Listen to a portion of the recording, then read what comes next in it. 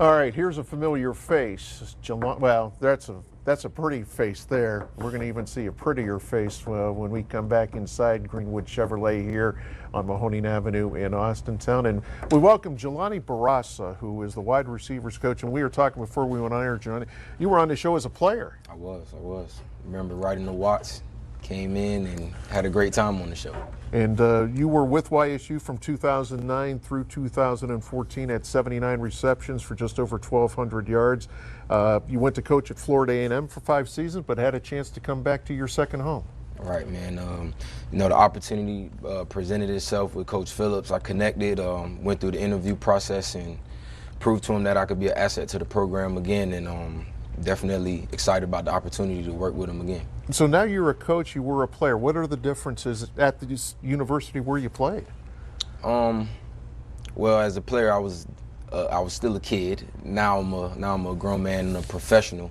But the similarities would be the preparation for the game. You know, the same way you prepare as a player, as far as having to watch film, get your body right, get your mind right. Now as a coach, you're preparing the same way, just more on a mental level and a game plan level now. Do you still use something maybe that you learned from your wide receivers coach in your philosophy now? Oh, no doubt. I've taken from all of the coaches that I've played for, and then also from coaches that I've worked with as well, to kind of come up with what I believe works to get guys ready to play. What makes a good wide receiver? You played the position, now you're coaching that position. I think I'll start with confidence. Confidence, knowing that you have the ability to make plays and do things to help your team win. I think it starts there. And then, gelling with the staff is also important. It seems like you came in and didn't miss a beat. Oh yeah, no doubt, man. I work with a fantastic staff that, again, I learn from the staff every day, starting with Coach Phillips and his leadership, and then the offensive staff and defensive staff as well. Just the knowledge that these guys bring, we can learn from each other every day. You're a young guy, so you're still learning. Maybe what's the biggest thing you've learned so far being here at Youngstown State? Obviously, you played here. Well, toughness. I think it's the same thing. Again, just the lifestyle of a college coach is tough. You know, you have to be tough to kind of get up and go through that routine and be prepared every day, day in and day out.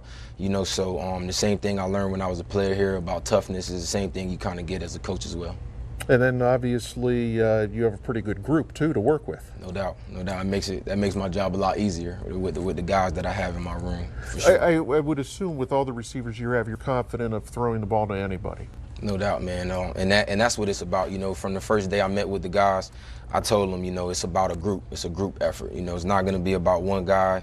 We're not going to be selfish. We're going to be selfless, and we're going to work as a group. And that's what those guys come to work. Now, you were teasing me earlier today. You said you still have a series in you, right? Oh, I might. I feel like I got a series left. You know, I go to practice every day with my cleats. You know, my hamstrings don't fire the same, but well, it's something left. It's a pleasure to have you back here in Youngstown, and obviously when you played, thanks for bringing up when you were on the show back in the early teens of the 2000s. We wish you continued success this year, and thanks for joining us. No doubt. Thanks for having me. All right, we'll be back right after this.